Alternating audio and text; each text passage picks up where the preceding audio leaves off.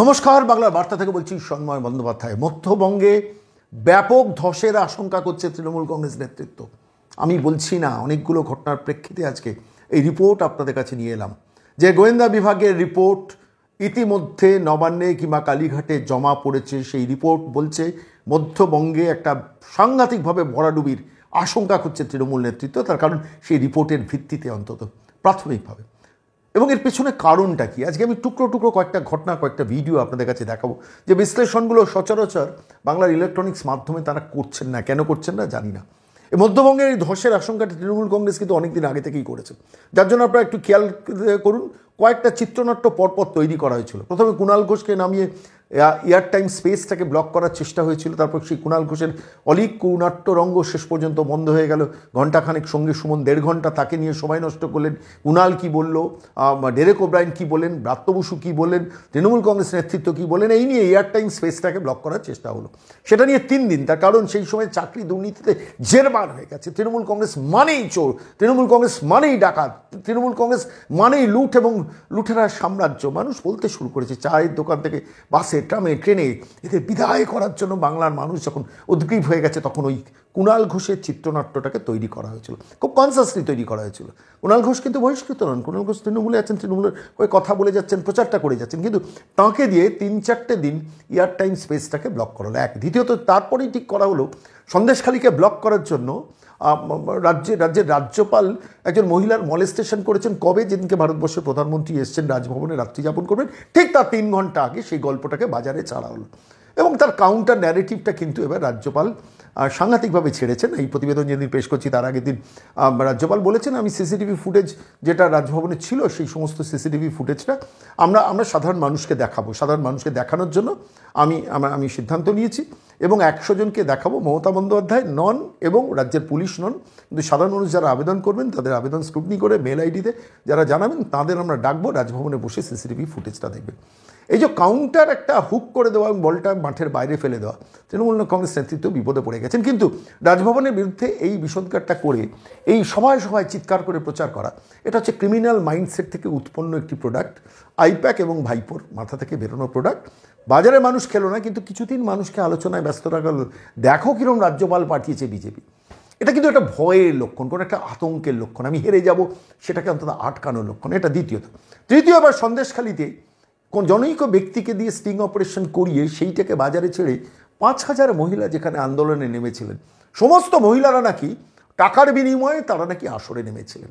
এই প্রচারটাকে বাইরের বাজারে খাইয়ে দেওয়া এবং ক্রিমিনাল মাইন্ডসেটের ওই যুবকটি, ফেরেববাজ যুবক, তিনিই শেষ পর্যন্ত প্রেস কনফারেন্স করে মানুষকে খাওয়ালেন। এবং ঢেঁড়াপেটা 3-4টি ইলেকট্রনিক্স মাধ্যম, আমি নাম বলে বলে আপনাদের কাছে দিচ্ছি।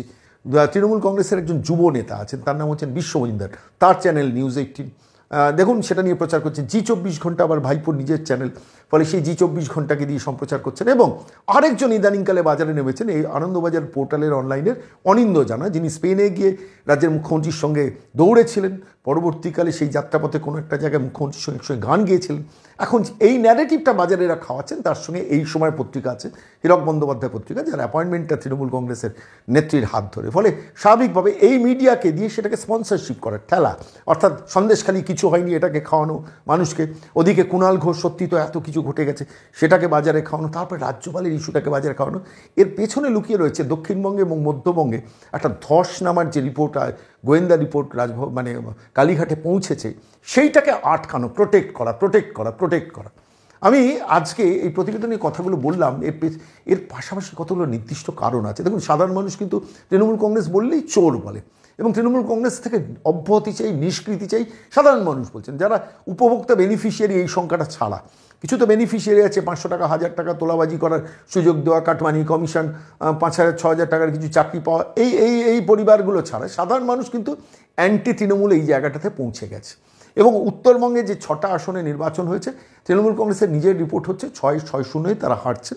বড়জোর একটা আসনে একটু সম্ভাবনা আছে, কিন্তু সম্ভাবনা কম, তাও বলছি 6-0 হারার সম্ভাবনাটাই বেশি। তৃণমূল কংগ্রেসও বুঝে গেছে বলে আপনাদের মনে আছে যেদিনকে নির্বাচন, ঠিক সেই দিনকে রাত্রিবেলা যেদিনকে নির্বাচন হলো সেদিনকে বিজয় মিছিল বার করে দিল।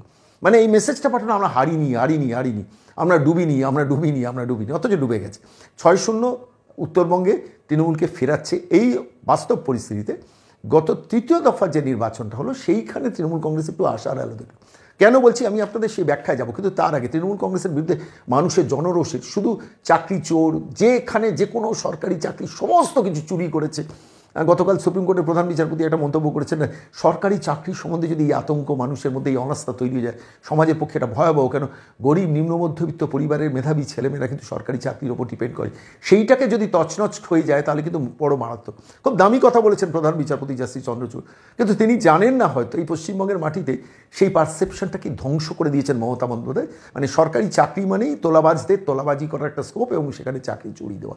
বলে পশ্চিমবঙ্গের সরকারি চাকরি মানেই চুরি, সে সমস্ত দপ্তর, মানে সে পরিবহন দপ্তর বলুন, সে সেচ দপ্তর বলুন, সে পঞ্চায়েত দপ্তর বলুন, মুখ্যমন্ত্রীর নিজের হোমপার্ট ডিপার্টমেন্ট বলুন, সমস্ত ক্ষেত্রে, শিক্ষাক্ষেত্র তো আছেই, দমকল ক্ষেত্র আছে, সমস্ত পঞ্চায়েত দপ্তর, খাদ্য দপ্তর আছে, সমস্ত ক্ষেত্রে। সাম্প্রতিককালে খাদ্য দপ্তরে 13 লক্ষ ছেলে মেয়ে পরীক্ষা দিল জানেন, তাতে 430টা পোস্ট, সেখানেও জালিয়াতি করেছে। এখন সেটা সিআইডি তদন্ত হচ্ছে, জাস্টিস রাজশেখর মান্তা দিচ্ছে। ফলে মানুষ কিন্তু বিশ্বাস করে নিয়েছে এটা চোরেদের দল, এরা থাকলে সরকারি চাকরি আর আমরা কোনোদিন কেউ পাবো না।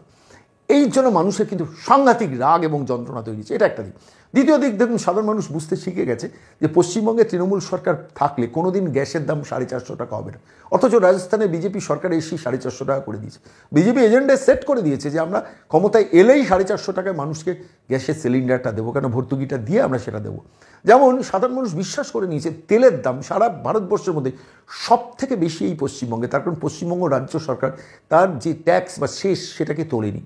সারা ভারতবর্ষের মধ্যে ভাবতে পারেন, সারা ভারতবর্ষের মধ্যে সব থেকে বেশি তেল, পেট্রোল, ডিজেলের দাম এই পশ্চিমবঙ্গে দিতে হয়। কেন? কিসের জন্য? মমতা বন্দ্যোপাধ্যায়কে সরকারে নির্বাচিত করেছেন বলে। যেমন সাধারণ মানুষের যন্ত্রণার আরও একটা মস্ত বড় কারণ হচ্ছে, যে কারণটা হচ্ছে যে দেখুন মানে বিদ্যুতের দাম সারা ভারতবর্ষের মধ্যে সব থেকে বেশি পশ্চিমবঙ্গে দেন। কলকাতা সাবারবান এলাকায় যারা সিএসসি আছেন, ক্যালকাটা ইলেকট্রিক সাপ্লাই কর্পোরেশন, আগে দিতেন 2 টাকা ইউনিট, এখন 7 টাকা, 8 টাকা, 9 টাকায় দিচ্ছেন। কেন দেবেন? কি না তৃণমূল কংগ্রেসকে তারা টাকা দেন, সঞ্জীব গোয়েঙ্কারা টাকা দেন, ফলে বিদ্যুতের দামটা বাড়ানোর স্কোপটা বারবার করে দিয়ে দেওয়া হয়েছে। WBSEDCL 3 মাস অন্তর বিদ্যুতের বিল, সাধারণ মানুষ বিশ্বাস করতে শুরু করছে 3 মাস অন্তর বিদ্যুতের বিল মানে স্টেপগুলোকে বাড়িয়ে দেওয়া, অর্থাৎ বিদ্যুতের দাম আমাকে পকেট থেকে বেশি দিতে হবে। যারা মহিলারা তারাই কিন্তু বুঝতে পেরে গেছেন যে আজকের দিনে দাঁড়িয়ে পরিস্থিতি যেখানে দাঁড়িয়েছে, যে ঘরে ঘরে মদ ঢোকানোর কাজটা মমতা বন্দ্যোপাধ্যায় করেছেন। 28 টাকায় পাউচ, 49 রকমের ব্র্যান্ড, 4টে পাউচ কিনে নিয়ে গরিব মানুষটা যখন বাড়িতে ঢোকেন, তা ছেলেমেয়ের জন্য যে খরচাটা, সংসারের যে খরচাটা থাকে না। ফলে মহিলারা যাদের ওই লক্ষ্মীর ভাণ্ডারের টোপ দেওয়া হচ্ছে, তারাও বুঝতে পারছেন আমার ঘর থেকে টাকা তুলে নিয়ে যাচ্ছেন দিদি। মানুষের ক্ষোভ যন্ত্রণা সেখানেও বেড়েছে। আর সব থেকে বেশি যেটা বেড়েছে, মানে সেটা আরেকটা কিন্তু অ্যাসপিরেশন বিজেপি ঢুকিয়ে দিয়েছে মানুষের মনে, যে দেখুন সারা ভারতবর্ষের বিভিন্ন রাজ্যে আমরা 3,000 টাকা করে লক্ষ্মীর ভাণ্ডার দিই। বিজেপি ক্ষমতা এলে 3,000 টাকা লক্ষ্মীর ভাণ্ডার পাবেন। তৃণমূল কংগ্রেস থাকলে 1,000 টাকাই লক্ষ্মীর ভাণ্ডার পাবেন। বিধবা ভাতা, বার্ধক্য ভাতা, প্রতিবন্ধী ভাতা, প্রত্যেকটা ভাতা 3,000 টাকা বিজেপি ডিসাইড করে জানিয়ে দিয়েছে। প্রত্যেকটা সভা সমিতিতে নিয়মিত প্রচার চলছে। মানুষের কিন্তু ক্রমশ তৃণমূল থেকে বিচ্ছিন্নতা বাড়ছে বলে গাজলের সভায় রাজ্যের মুখ্যমন্ত্রী যখন সভা করতে যাচ্ছেন, 1200 মানুষের জমায়েত, ভাবতে পারেন। আর শুভেন্দু সেখানে ওই সব অঞ্চলে সভা করছেন 20,000, 25,000, 30,000 মানুষের সমাবেশ। আমি দেখছিলাম আরামবাগের সভা গতকাল মমতা বন্দ্যোপাধ্যায় করেছেন। এমনিতেই মমতা বন্দ্যোপাধ্যায়ের সভায় 3 থেকে 4,000 পুলিশ থাকেন, তারপরে ICDS থেকে সিভিক ভলেন্টিয়ারদের সমস্ত জড়ো করা হয়, সব মিলিয়ে চেষ্টা করা হয় জমাট করার জন্য। কিন্তু সেই আরামবাগের সভায় সেখানেও মমতা বন্দ্যোপাধ্যায়ের সভা ফ্লপ করল। এমনকি অভিষেক বন্দ্যোপাধ্যায় যে বহরমপুরে গেছেন রোড শো করলেন ইরফান পাঠানকে নিয়ে, সেই ইরফান পাঠানের সঙ্গে রোড শো দেখতে গিয়ে আমি দেখলাম খুব ইন্টারেস্টিং একটা জিনিস। প্রায় 4,000 পুলিশ, আশেপাশের জেলাগুলো থেকে সমস্ত police, volunteer, civic volunteer, constable নিয়ম নিয়ে যেতে হবে, নিয়ে যাওয়া, তাতেও লোক জমায়েত সেভাবে হয়নি, শুধু তৃণমূল কংগ্রেসের কিছু মোচা সমর্থক। আর সেই পরিস্থিতি দাঁড়িয়ে আমি 2টো ভিডিও আজকে আপনাদের কাছে দেখাবো। দেখুন, শুভেন্দু গেছেন পাত্রসায়রে, সেখানে সৌমিত্র খানকে নিয়ে একটা বক্তৃতা করেছেন। এবং তার আগে আমি আপনাদের কাছে দেখাবো যেখানে ডক্টর সুভাষ সরকার, যার সম্বন্ধে চিন্তা ছিল যে যিনি জিতবেন কি, যে তার ক্রাইসিসের মধ্যে আছেন কি বলা হচ্ছিল, একটা সাংঘাতিক রোড শো দেখলাম সন্ধ্যে 7টা। সেই রোড শোয়ের ক্লিপিং আপনাদের কাছে দেখাবো। আমি ভাবতে পারিনি রায়পুরে এই রোড শো সন্ধেবেলা হতে পারে।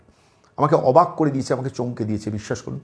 আমি মেলাচ্ছিলাম সমস্ত ঘটনাটা, যে কালীঘাটের যে গোয়েন্দা রিপোর্টটা এসছে, যে রিপোর্টটা আপনারা হয়তো বলবেন যে আপনি শর্মাবাবু বানিয়ে বলছেন, না বিশ্বাস করুন, বাংলা বার্তার দর্শকদের সঙ্গে কখনো প্রতারণা করবো না, যে আমি বিভিন্ন সূত্র সোর্স তৈরি করেছি, আমি সোর্সের ভিত্তিতেই বলছি। কালীঘাট রিপোর্ট পেয়ে গেছে ইতিমধ্যে যে মধ্যবঙ্গে তৃণমূল কংগ্রেসের মারাত্মক ধসের আশঙ্কা তৈরি হয়েছে। কিন্তু তার আগে যে নির্বাচনগুলো হলো মালদায় তৃতীয় দফায়, আমি তার একটা ছোট্ট রিপোর্ট আপনাদের কাছে আজকে পেশ করবো। মালদা উত্তরে খগেন মুর্মু দাঁড়িয়েছেন, জানেন সেখানে মাইনরিটি ভোটের সংখ্যা 45%, 45%। তা সত্ত্বেও বিজেপি কিন্তু গতবার জিতেছিল। 45% এখন হয়তো 50%, 50% মাইনরিটি থাকতেও খগেন মুর্মু জিতছেন, গতবার জিতেছেন। এবারের অঙ্কটা কি হতে পারে? আমি গতবার 83,281 ভোটে জিতেছিলাম। এরকম একটা ইন্টারেস্টিং ঘটনা হয়, কংগ্রেস একটা বড় ভোট কেটে নেয় মাইনরিটিদের, এবং সেখান থেকে দাঁড়িয়ে খগেন মুর্মু এবারে যা রিপোর্ট আমরা যা অ্যানালিসিস করেছি, 1,25,000 থেকে 1,50,000 মার্জিনে খগেন মুর্মু কিন্তু এবার মালদহ উত্তর আসনটা জিতে নিচ্ছেন, এবং সেইখানে দাঁড়িয়ে মাইনরিটি ভোট 45% থাকা সত্ত্বেও মালদহ দক্ষিণ সেখানে মারাত্মক 58.8, মানে প্রায় 63% মাইনরিটি জনসংখ্যা। সেখানে শ্রীরূপা মিত্র চৌধুরী গতবার সামান্য ভোটের মার্জিনে হেরেছেন, ডালুবাবু কংগ্রেসে জিতেছিলেন। এবারে ডালুবাবু দাঁড়াননি, তার ছেলে ঈশা খান চৌধুরী বিধায়ক ছিলেন একসময়, তিনি দাঁড়িয়েছেন। আর ইতিমধ্যে গত 2.5-3 বছরে শ্রীরূপা মিত্র চৌধুরী কিন্তু সাংঘাতিকভাবে মানুষের সঙ্গে সম্পর্ক তৈরি করেছে। হিন্দু ভোট কনসলিডেশন হচ্ছে। 63%-এর মধ্যে ঈশা খান চৌধুরী আর তৃণমূল কংগ্রেসের যদি ভোট ভাগাভাগি হয়ে যায়, কংগ্রেসের আসন ছিল কংগ্রেস পাবে, না হলে তৃণমূল পাবে না, বিজেপি পাবে। অবস্থায় এই জায়গায় লড়াইয়ে কিন্তু এখন কংগ্রেস ভার্সেস বিজেপি, তৃণমূল কিন্তু এখন তৃতীয় শক্তি। ফলে এই আসনটিও মালদায় পাওয়ার সম্ভাবনা কম। 4টে আসনের মধ্যে 2টি মালদার ক্ষেত্রে একটি বিজেপি একটি কংগ্রেস ছিল। এবারে একটি বিজেপিটা 2টো বিজেপি হতে পারে, বা একটি বিজেপি একটি কংগ্রেসও হতে পারে, কিন্তু Trinamool Congress stands no chance in Malda. আমি মালদার বহু সিনিয়র যারা রাজনীতিবিদ তাদের সঙ্গে টেলিফোনে কথা বলি, আপনাদের কাছে বলছি। জঙ্গিপুর, মুর্শিদাবাদ, এই দুটোতে বেসিক্যালি তৃণমূল কংগ্রেস অনেকটা অ্যাডভান্টেজে থাকে। কিন্তু জঙ্গিপুরে মাইনরিটির সংখ্যা হচ্ছে 63.2%, মুর্শিদাবাদে 68.5%, প্রায় 70%-এর কাছাকাছি।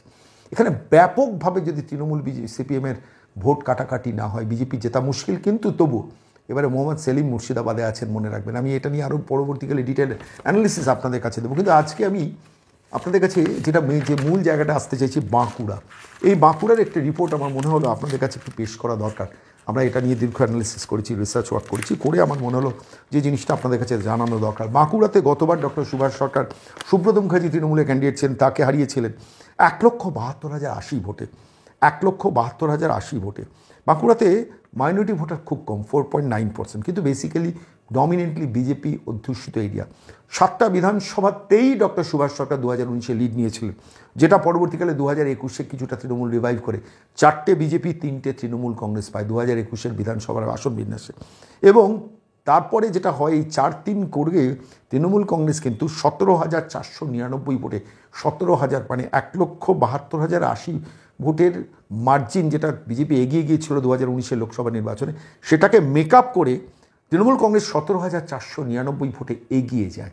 এইখান থেকে তৃণমূল একটু স্বপ্ন দেখতে দেখতে অরূপ চক্রবর্তীকে ক্যান্ডিডেট হিসেবে ওখানে প্লেস করেন। ওখানকার স্থানীয় তৃণমূল নেতা, দীর্ঘদিনের তৃণমূল কংগ্রেস কর্মী, তাকে চেষ্টা করেন পেনিট্রেট করতে। কিন্তু তাও আমি বলছি, সেই সিচুয়েশন এখন যা, আবার যেহেতু লোকসভা নির্বাচন, আর এই 3 বছরে তৃণমূল কংগ্রেস চোরেদের দল, ডাকাতদের দল, লুঠেরার দল, পঞ্চায়েত থেকে পুরসভা থেকে জেলা পরিষদ থেকে শুরু করে সরকারি সমস্ত চাকরি লুট করে, আমফানের ত্রিপল লুট করে, রেশনের চাল লুট করে, সমস্ত চোর গুন্ডাগুলো দলে রয়েছে। অ্যান্টি এস্টাবলিশ, অ্যান্টি ইনকামবেসি সাংঘাতিকভাবে বাঁকুড়ায় বেড়ে গেছে। এবং সেইটা আমি রিড করছিলাম কিছুদিন ধরে, যার জন্য বাঁকুড়া নিয়ে কোনো রিপোর্ট করিনি। এটা 6ষ্ঠ দফার ইলেকশন 25শে মে হবে। সেই বাঁকুড়াতে এবার ডক্টর সুভাষ সরকার লক্ষাধিক ভোটেই জিততে চলেছেন। গতবারের মার্জিন ছিলেন 1,72,080, এবারে 1,25,000 থেকে 1.5 লাখের মধ্যে ডক্টর সুভাষ সরকার জিতবেন। এটা আমার অ্যাসাম্পশন। দেখুন, ঠিক হতে পারে, ভুল হতে পারে, আমি টিয়া পাখি নই। কিন্তু আমি যা অ্যাসেসমেন্ট করেছি, যে 7টা বিধানসভার মধ্যে 7টাতে 2019-এ লিড নিয়েছিলেন। কে লিড নিয়েছিলেন? ভালো করুন, লিড নিয়েছিলেন পরিষ্কারভাবে বিজেপি লিড নিয়েছিল। সেইটাকে 4-3 করেছিল, 4 বিজেপি 3 তৃণমূল হয়েছিল। কিন্তু যেহেতু আবার এটা লোকসভা নির্বাচন, আবার নরেন্দ্র মোদী ভারতবর্ষের প্রধানমন্ত্রী, বিকল্প বিরোধীরা কেউ নেই।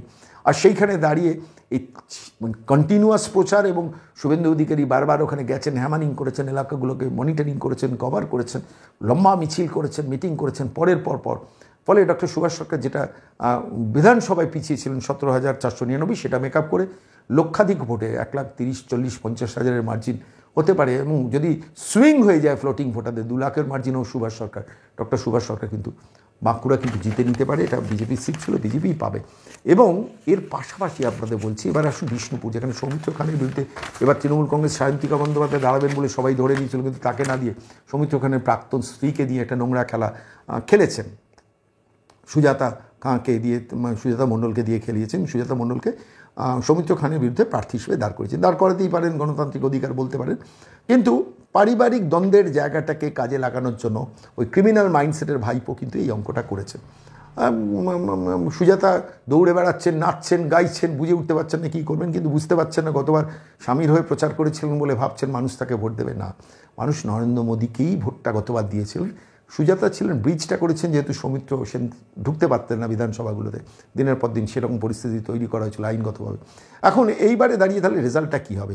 গতবারের রেজাল্টটা একটু চোখ বুলিনি। গতবার 6,54,904 ভোট পেয়েছিলেন সৌমিত্র খান, আর শ্যামল সাতটা তৃণমূল কংগ্রেসের প্রার্থী ছিলেন, তিনি দাঁড়িয়েছেন 5,78,560 ভোট পেয়েছিলেন। মার্জিন ছিল, বিজেপি প্রার্থী সৌমিত্র খান জিতেছিলেন 76,340, 76,340 ভোটে সৌমিত্র খান গতবার জিতেছিলেন। তার মধ্যে 2019-এর বিধানসভা ওয়াইজ সেগ্রিগেশনে দেখলাম 6টা বিজেপি পেয়েছিল, বিধানসভার মধ্যে একটা তৃণমূল পেয়েছিল, 6টা বিজেপি একটা তৃণমূল পেয়েছিল। এবারে নয়, 2021-এর বিধানসভা নির্বাচনে 6টা বিজেপিটা নেমে এসে দাঁড়ায়, 5টা বিজেপির আসন হয় বিধানসভায়, আর একটি তৃণমূল থেকে 2টো তৃণমূলে পরিণত হয়, অর্থাৎ একটা বিধানসভায় এক্সট্রা বার করে লোকসভার নিরিখে বিধানসভায় 2021-এ। এবার মাইনরিটি ভোটের সংখ্যা 13.6%। এক সৌমিত্র খান কিন্তু খুব ইন্টেলিজেন্ট একটা কাজ করেছেন, প্রচুর মাইনরিটিকে কিন্তু এই অঞ্চলে নামিয়ে দিয়েছেন। সৌমিত্র খান একটু পরে একটু ডেফিসিটে নেমেছিলেন, কারণ প্রথমে টিকিট পাবেন কিনা একটা সংশয় ছিল, কিন্তু নামার পরে যে গতিটা দিয়েছেন, যে দ্রুততা দিয়েছেন, যে স্পিডটা দিয়েছেন, সেই স্পিডের ফলে কিন্তু অনেকটা মেকআপ করে দেবেন। 2021-এ বিধানসভা নির্বাচনে এই রিপোর্টটা পেশ করে আমি ভিডিওগুলোতে যাব, যেখানে মার্জিন ছিল লোকসভায় 2019-এ 76,340, 76,340-এ সৌমিত্র খান জিতেছিলেন। 2021-এ সেই 7টা বিধানসভার নিরিখে রেজাল্ট মার্জিন বিজেপি এগিয়েছিল, কিন্তু সংখ্যাটা নেমে দাঁড়িয়েছিল 28,709, 28,709, অর্থাৎ 76,340 থেকে নেমে মার্জিন দাঁড়িয়েছিল 28,709।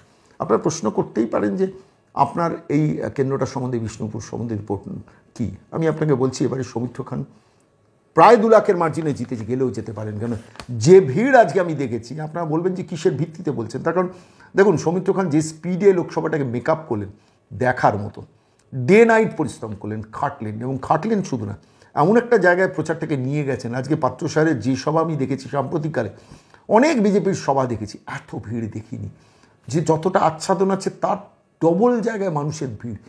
ঠায় দুপুরবেলা 3টে, 3:30 সময় দাঁড়িয়ে রয়েছেন, শুভেন্দু আসবেন, তার বক্তৃতা শুনবো, সৌমিত্র খানের বক্তৃতা শুনবো। আমি দেখেছি, চমকে গেছি, বিস্মিত হয়েছি। এবং এটা যদি সুইং যদি হয়, যদি ঝড় ওঠে, এটা একটা কালবৈশাখী ঝড় কিন্তু বিষ্ণুপুরে হচ্ছে। আমি আজকে পরপর ভিডিওগুলো দেখাবো। দেখুন প্রতিবেদন অনেকটা দীর্ঘায়িত করেছি রিপোর্ট 4টা পেশ করতে গিয়ে, কারণ এই রিপোর্টগুলো নিয়ে তথাকথিত ইলেকট্রনিক্স মাধ্যমে কোনো আলোচনা হয় না। আমার মনে হয়েছে বাংলা বার্তার দর্শকদের এই রিপোর্টগুলো দেওয়া দরকার। আপনারা হয়তো বলতে পারেন যে আপনি এত আশাবাদী হচ্ছেন না, আমি আশাবাদী নই। আমার যা অ্যাসেসমেন্ট সেটা বলছি, ঠিক হতে পারে, ভুল হতে পারে, কিন্তু অ্যাসেসমেন্টটা করছি on the basis of fact and figure. আমি লোকসভা বিধানসভার 2019-21 কম্প্যারিজন টানলাম। আপনি দেখুন, প্রথমে আমি দেখাচ্ছি ডক্টর সুভাষ সরকার, যিনি ওই রায়পুরে সন্ধ্যেবেলা 6টার সময় তার পদযাত্রা বেরোনোর কথা ছিল, সেটা বেরোলো 6:30টায়। শুভেন্দু আসতে একটু দেরি করেছেন, তার সভা ছিল বাঁকুড়ায়। সেই সভা করে যখন ওখানে ঢুকলেন, জনস্রোত, হাজারে হাজারে, কাতারে কাতারে মানুষ, এন্টায়ার রায়পুর স্তব্ধ হয়ে গেল। সেই ভিডিওগুলো আমি দেখছিলাম আর খালি ভাবছিলাম, বাংলা বার্তার দর্শকদের এমন ভিডিওগুলো দেখাবো না, 2টো ভিডিও টুকরো টুকরো দেখুন রায়পুরে সেই পদযাত্রা, এবং তারপর অবশ্যই পাত্রসাহের সেই ঐতিহাসিক সভা। আমার দেখায় এই মুহূর্তে সাম্প্রতিককালের বিজেপির বা শুভেন্দু অধিকারী সবথেকে বড় সভা সৌমিত্র খানের জন্য করলেন। ফলত আমি যে রেজাল্টটা বলছি অন দ্য বেসিস অফ অনেকগুলো তথ্যকে অ্যাসেম্বল করেই বললাম, দেখা যাক ভবিষ্যৎ কী বলে। কিন্তু চলুন আগে যাব রায়পুর, যেখানে ডক্টর সুভাষ সরকার দাঁড়িয়েছেন, এবং তারপরে যাব সরাসরি যেখানে পাত্রসাহের, যেখানে সৌমিত্র খান তার নির্বাচনী প্রচার করেছেন। এই দুটো বাঁকুড়ার সিটে 2-0 বিজেপি, এটা চোখ বন্ধ করে বললাম, এবং এই প্রেডিকশনটা মেলার সম্ভাবনা 100-র মধ্যে 99%। এইটুকু বলে চলুন আমরা রায়পুর যাই, তারপর পাত্রসাহেরে যাব।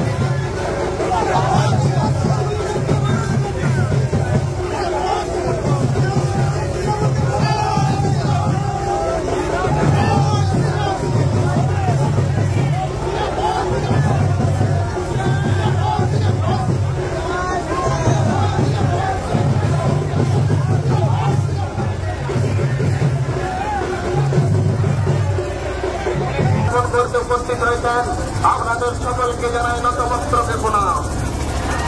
ভারতীয় জনতা পার্টির প্রার্থী ডক্টর সুভাষ চন্দ্র মহাশয়কে আশীর্বাদ করার জন্য রাস্তার দুই পাশে এগিয়ে আসুন। মাননীয় বিরোধী দলের নেতা সুরেন্দ্র অধিকারী মহাশয়ের নেতৃত্বে বাঁকুড়া লোকসভার বিজয়ের রথ এগিয়ে চলেছে।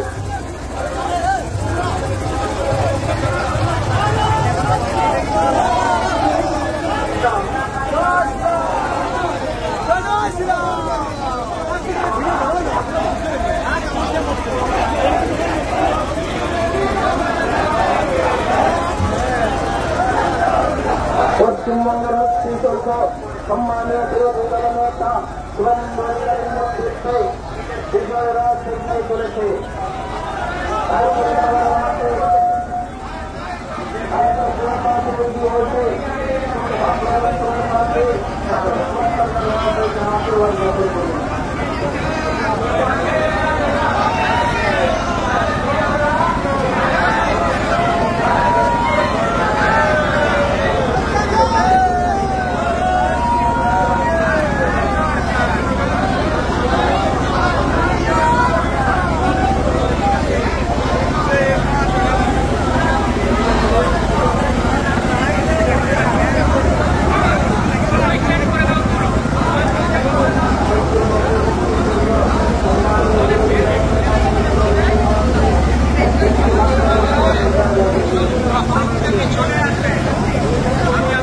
বিজেপিকে আনুন, 3000 টাকা দেব, অন্নপূর্ণা ভান্ডার, লোকপ্রসাদ শিল্পী ভাতা, দিব্যাঙ্গ ভাতা, প্রতিবন্ধী ভাতা 3000 টাকা করে দেবে বিজেপি। প্রতি বছর এসএসসির পরীক্ষা হবে।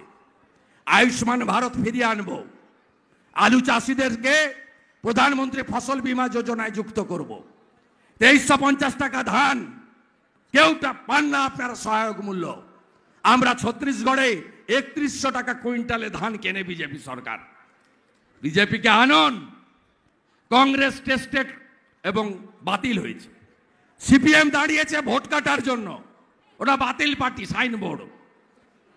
আর তৃণমূলকে 13 বছর দেখে নিয়েছেন, মা মাটি মানুষ নয়। এদের কাছে দুটো অস্ত্র, পুলিশকে দিয়ে মিথ্যা মামলা আর এই জনসভায় এলে হামলা। এর বাইরে এদের কোনো অস্ত্র নেই। সংখ্যালঘুরা সাবধান। মমতা ব্যানার্জি আপনাদের তেজপাতা বলে মনে করে, তরকারিতে লাগে কিন্তু খাওয়া যায় না। যত মারা গেছে 21 সালের পরে, রামপুরহাটের বকটুই বলুন, গার্ডেন রিচ বলুন, সব গরিব মুসলমান মারা গেছে। পঞ্চায়েতের ভোটে 55 জন খুন হয়েছে, 37 জন গরিব মুসলমান। দয়া করে ব্যবহৃত হবেন না।